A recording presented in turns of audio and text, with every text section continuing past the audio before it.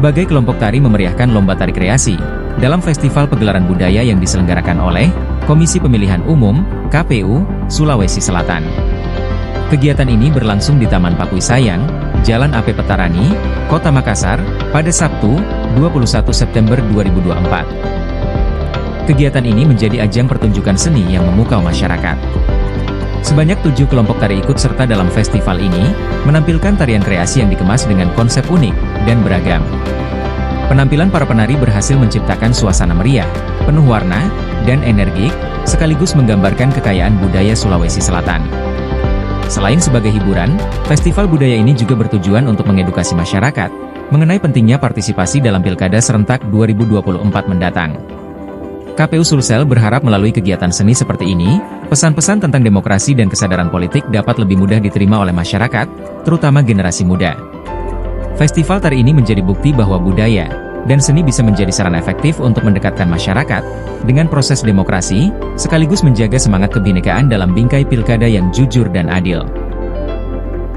Kegiatan kali ini bagus, baru seru, baru banyak jajan-jajanan, terus banyak talent-talent juga yang pentas hari ini. Kita cuma latihan 3 hari, lumayan maksimalnya. Kita penampilannya Toraja modern dance yang tentang kesendean yang mengartikan yaitu kebahagiaan, kegembiraan, sukacita seperti itu. Yang dibawakan pada hari ini adalah tarian yang berasal dari suku Toraja yang dipadukan dengan tari modern yaitu kontemporer yang berjudul Kamaliwana Toraja, yang berarti keindahan dari Toraja, di mana tarian ini itu menggambarkan gerak-gerak Toraja yang telah dimodifikasi dan terlihat indah. Harapan saya untuk kegiatan ini agar lebih banyak lagi generasi muda yang mengenal budaya, tidak melupakan budaya, dan tetap melestarikan budaya yang ada. Tarian itu tarian komponen yang terdiri dari 5 orang tentang buah kakao di Sawito. Terus menceritakan pembuatan buah kakao dan buah yang ditanam, buah kakao yang ditanam. Semoga kegiatan-kegiatan seperti ini di Makassar lebih dibanyakan agar semua remaja-remaja lainnya yang ingin mencoba bisa.